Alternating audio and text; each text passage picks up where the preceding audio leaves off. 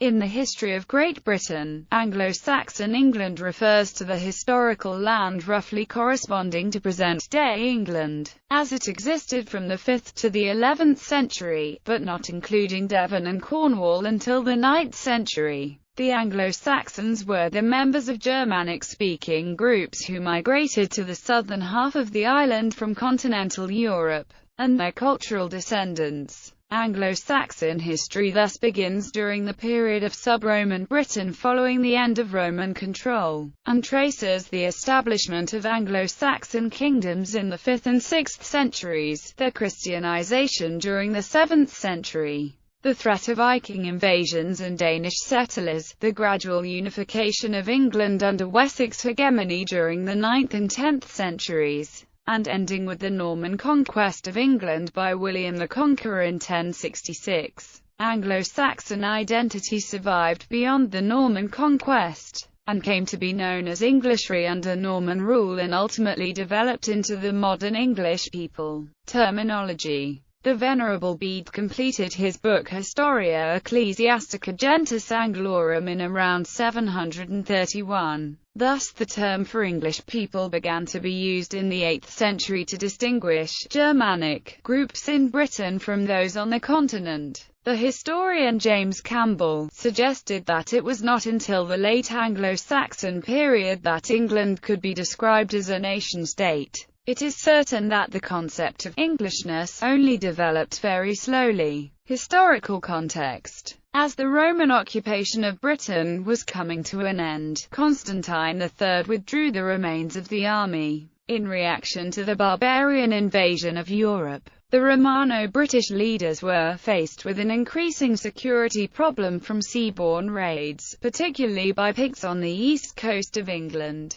The expedient adopted by the Romano-British leaders was to enlist the help of Anglo-Saxon mercenaries, to whom they ceded territory. In about 442 the Anglo-Saxons mutinied, apparently because they had not been paid. The British responded by appealing to the Roman commander of the Western Empire, Aetius, for help, even though Honorius, the Western Roman emperor, had written to the British Civitas in or about 410 telling them to look to their own defence. There then followed several years of fighting between the British and the Anglo-Saxons. The fighting continued until around 500, when, at the Battle of Mount Badon, the Britons inflicted a severe defeat on the Anglo-Saxons. Migration and the formation of kingdoms. There are records of Germanic infiltration into Britain that date before the collapse of the Roman Empire. It is believed that the earliest Germanic visitors were 8 cohorts of Batavians attached to the 14th Legion in the original invasion force under Aulus Plautius in AD 43. There is a hypothesis that some of the native tribes, identified as Britons by the Romans, may have been Germanic language speakers, although most modern scholars disagree with this.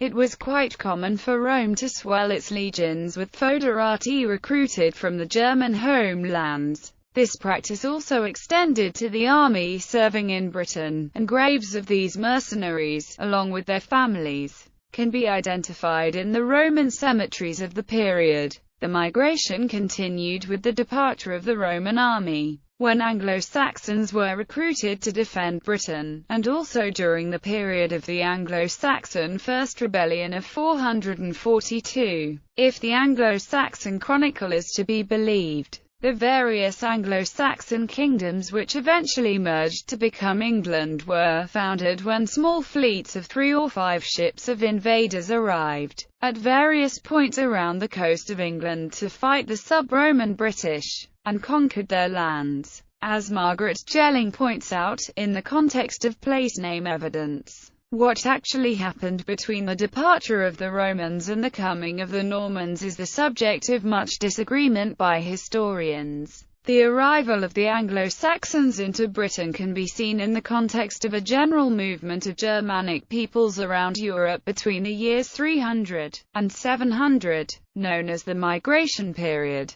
In the same period there were migrations of Britons to the Armorican Peninsula, initially around 383 during Roman rule, but also c. 460 and in the 540s and 550s. The 460s migration is thought to be a reaction to the fighting during the Anglo-Saxon mutiny between about 450 to 500, as was the migration to Britannia at about the same time. The historian Peter Hunter Blair expounded what is now regarded as the traditional view of the Anglo-Saxon arrival in Britain. He suggested a mass immigration, fighting and driving the sub-Roman Britons off their land and into the western extremities of the islands, and into the Breton and Iberian peninsulas. This view was probably influenced by sources such as Bede, where he talks about the Britons being slaughtered or going into perpetual servitude. According to Huck, the more modern view is of coexistence between the British and the Anglo-Saxons.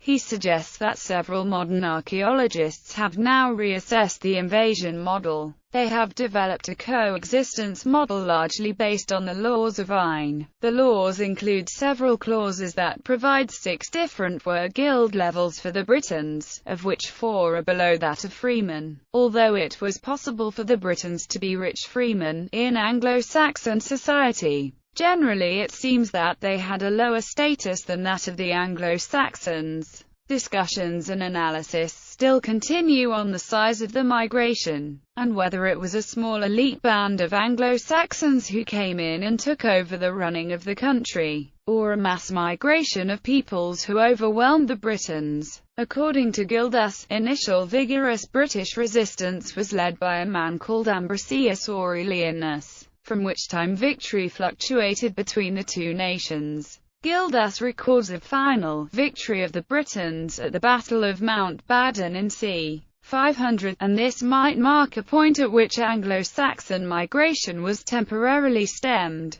Gildas said that this battle was 44 years and 1 month after the arrival of the Saxons, and was also the year of his birth. He said that a time of great prosperity followed, but, despite the lull, the Anglo-Saxons took control of Sussex, Kent, East Anglia and part of Yorkshire, while the West Saxons founded a kingdom in Hampshire under the leadership of Cerdic, around 520. However, it was to be 50 years before the Anglo-Saxons began further major advances. In the intervening years the Britons exhausted themselves with civil war, internal disputes, and general unrest, which was the inspiration behind Gildas's book De Excidio Britanniae. The next major campaign against the Britons was in 577, led by Ceylon, king of Wessex, whose campaigns succeeded in taking Cirencester, Gloucester and Bath.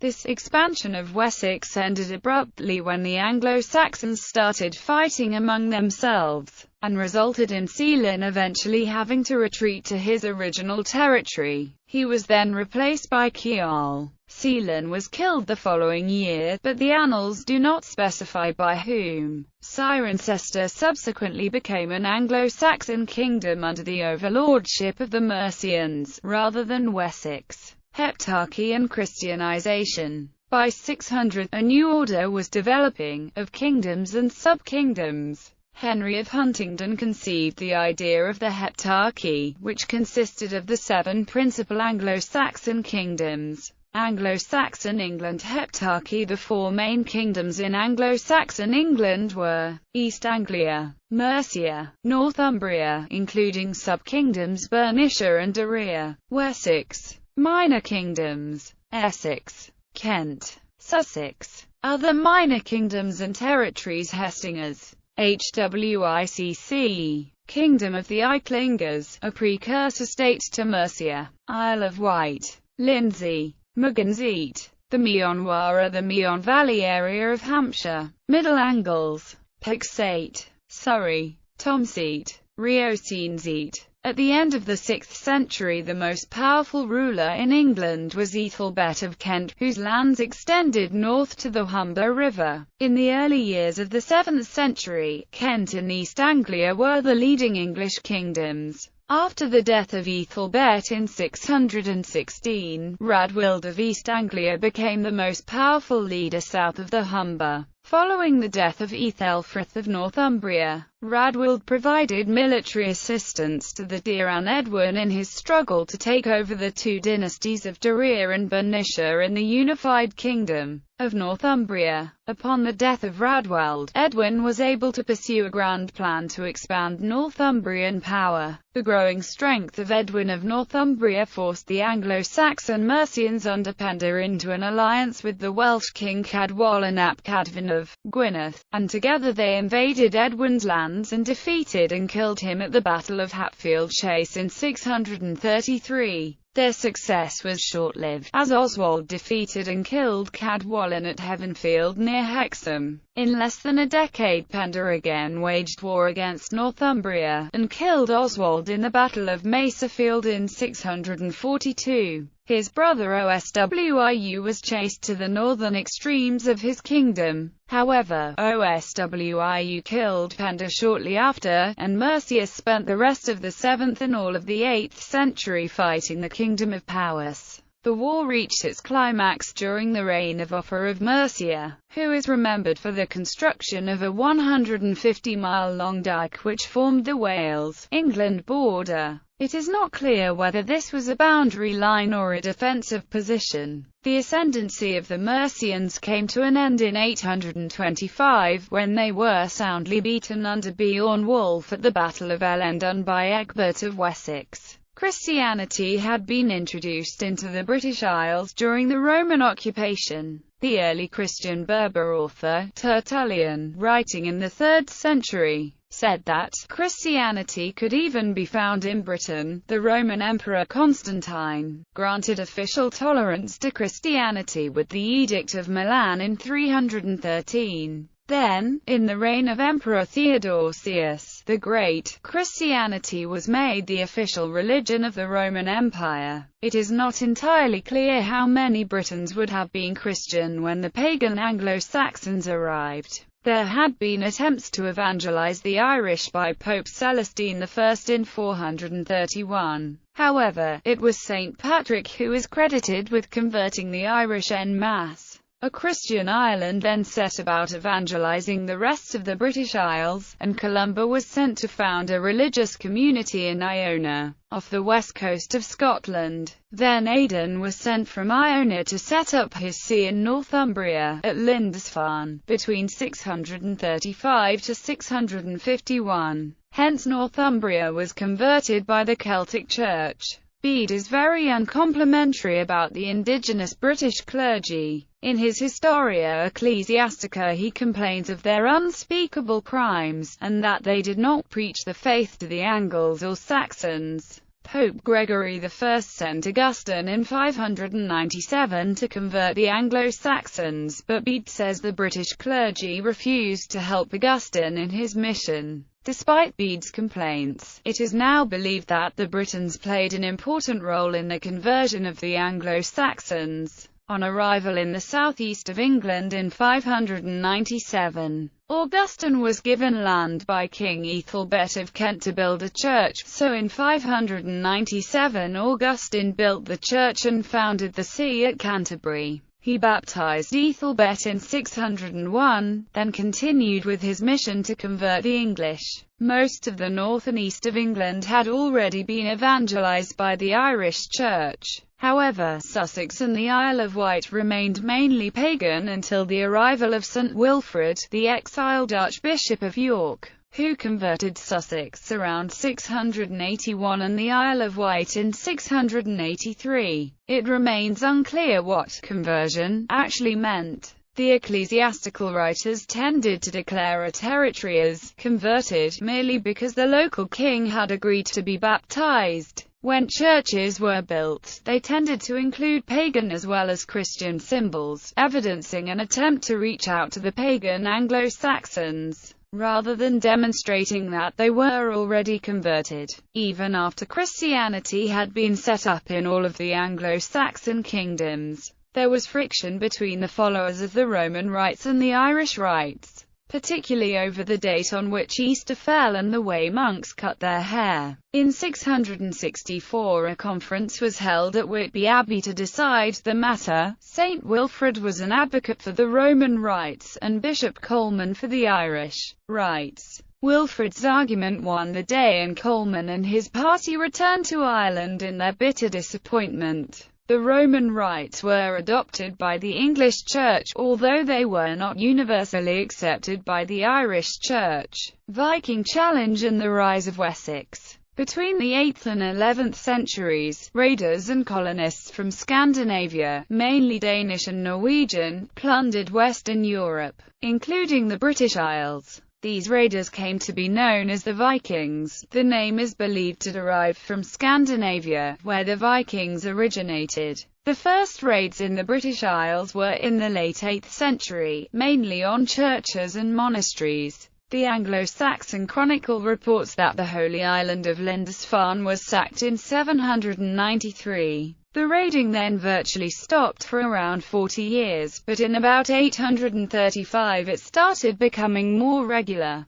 In the 860s, instead of raids, the Danes mounted a full-scale invasion. In 865 an enlarged army arrived that the Anglo-Saxons described as the Great Heathen Army. This was reinforced in 871 by the Great Summer Army. Within 10 years nearly all of the Anglo-Saxon kingdoms fell to the invaders. Northumbria in 867, East Anglia in 869, and nearly all of Mercia in 874–77. Kingdoms, centres of learning, archives, and churches all fell before the onslaught from the invading Danes. Only the Kingdom of Wessex was able to survive. In March 878, the Anglo-Saxon king of Wessex, Alfred, with a few men, built a fortress at Athelney, hidden deep in the marshes of Somerset. He used this as a base from which to harry the Vikings. In May 878 he put together an army formed from the populations of Somerset, Wiltshire, and Hampshire, which defeated the Viking army in the Battle of Edington.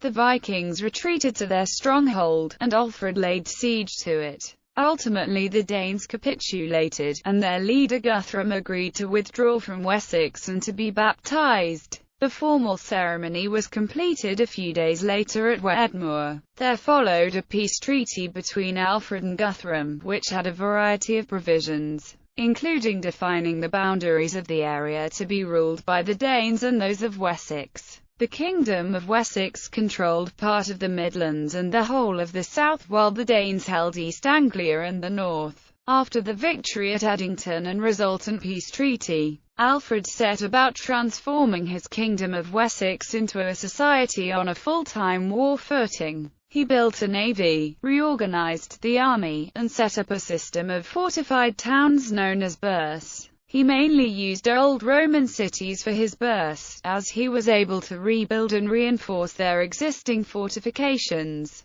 To maintain the burhs and the standing army, he set up a taxation system known as the burgulhidage. These burhs operated as defensive structures. The Vikings were thereafter unable to cross large sections of Wessex. The Anglo-Saxon Chronicle reports that a Danish raiding party was defeated when it tried to attack the burh of Chichester. The burhs, although primarily designed as defensive structures, were also commercial centres, attracting traders and markets to a safe haven, and they provided a safe place for the king's moneyers and mints. A new wave of Danish invasions commenced in the year 891, beginning a war that lasted over 3 years. Alfred's new system of defense worked, however, and ultimately it wore the Danes down. They gave up and dispersed in the summer of 896. Alfred is also remembered as a literate king. He or his court commissioned the Anglo-Saxon Chronicle, which was written in Old English. Alfred's own literary output was mainly of translations, though he wrote introductions and amended manuscripts as well. English unification. On Alfred's death in 899, his son Edward the Elder succeeded him. Alfred's son Edward, and his grandsons Æthelstan, Edmund I,